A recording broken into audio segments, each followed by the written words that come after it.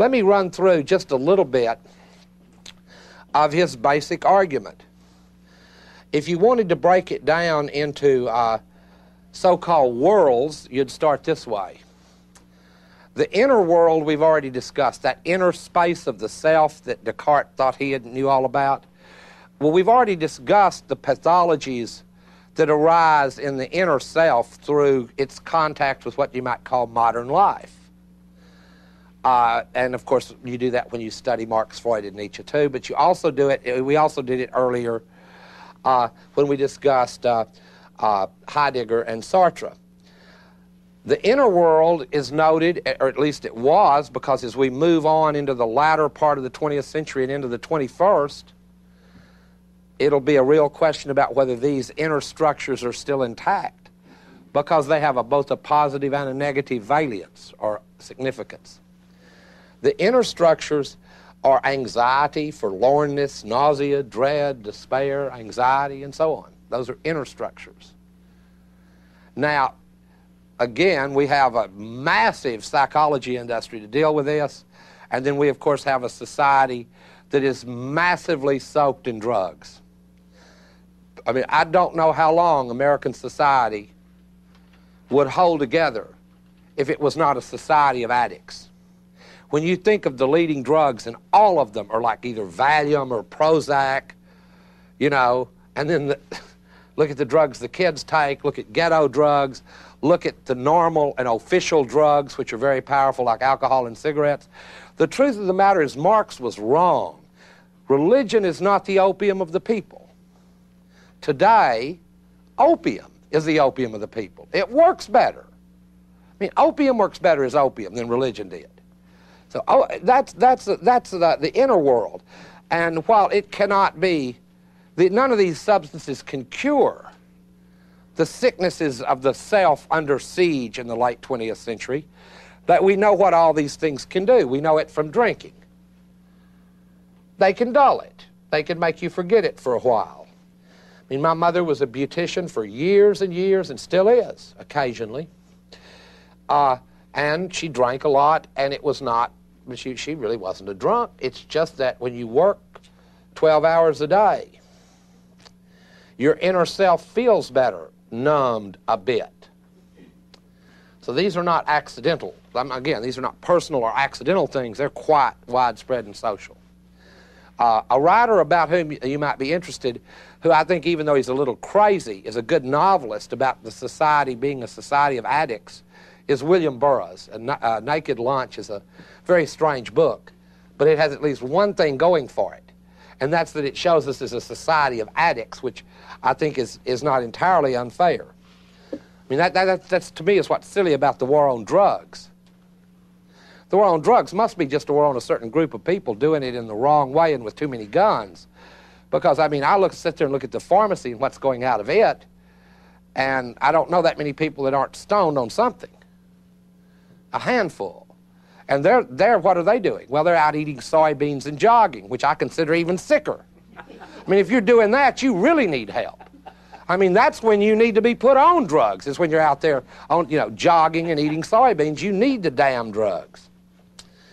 Okay, that's the inner world, and for the existentialists, this was what they focused on, was some of these inner world problems. In the so-called social world, the problems are, and I'll lay them out, and I'll use some of the Marxist terms, alienation. Now, alienation in the Marxist sense is a kind of feeling of separation that is not just a mere mood, it's a structure. It's a separation from your object that you're producing, if it is an object, and nowadays in our economy it's probably not an object. You're probably not doing a damn thing. So then you'd be alienated from nothing. But let's say you're producing a product.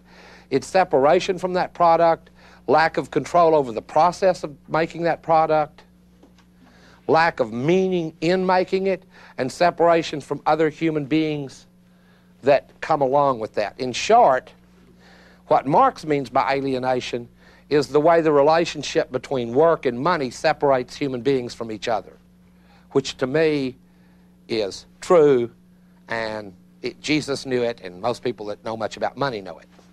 It's true. It doesn't mean communism's true. It just means that stuff about money is right. Rationalization. This is a big word. I'll try to demystify quickly for you. Rationalization, there's a great social theorist you could read here. That's Max Weber. Tells a lot about how the more complex governmental and private enterprises get, the more they need to bureaucratize and rationalize.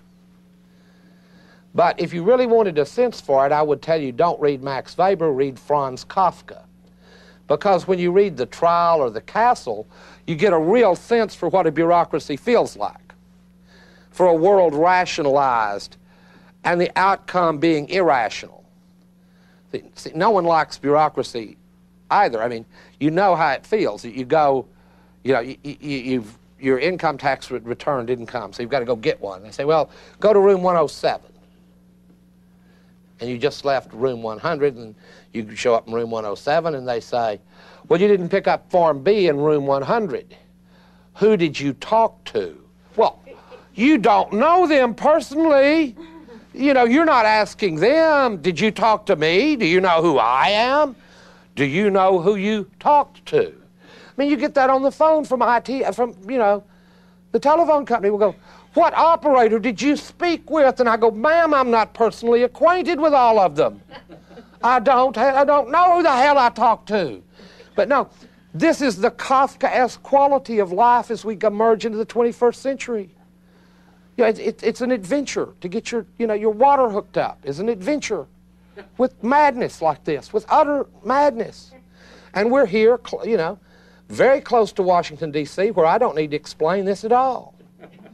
There are agencies over there where people who have just come in with the new administration haven't found the bathroom key yet and are still holding their water. And it will be months before they find it. Ross Perot will be president before they find their bathrooms. And by then it will be too late. No, I don't. I'm having fun. I'm sorry. We shouldn't have fun when we do this. Anyway, there's rationalization. And I want you to know both of these come along with modern life. And again, if you don't like these arguments that I'm drawing from Marcuse, look at Charlie Chaplin movies. Look at Modern Times and notice how when it was made, people could still laugh at the way Chaplin's motions matched the motions of the times, because people could remember they didn't always move like that. Now we'll rent Modern Times and we'll look at it and go, boy, I wish we moved slow like that now. Because, I mean, now it looks real slow. He's just going with the machine. He's not having to run with all these flows of data or anything. He caught a break and didn't know it. Anyway, that's rationalization. And then the third, and this is sort of one of my own, if you'll forgive me, is what I'll call banalization. And it's always a danger when you do lectures like the ones I'm doing now. And that's to take these fundamentally important things, like what does my life mean, and surely there must be a better way to organize the world than the way it's organized now. Surely my life could have more meaning in a different situation. Maybe my life's meaning might be to change it or whatever. But to take any one of these criticisms and treat them as banalities. This is the great, to me, ideological function of television and the movies. However extreme the situation, TV can find a way to turn it into a banality. Let me give you an example. And it's an old TV show. You won't even have to go that far back. Laverne and Shirley. Laverne and Shirley work in Milwaukee in a beer factory. Now, I would expect that to be a socialist, realist film. No, it's a sitcom. They've got two friends that are stupid and ugly. They dress funny. Their life is shit, if you'll pardon the expression. And this is a comedy, because all the troubles that such a life involve are just reduced to banality, just the common rubble of little one-line jokes. You follow me? It's made banal by it. It's banalized that way.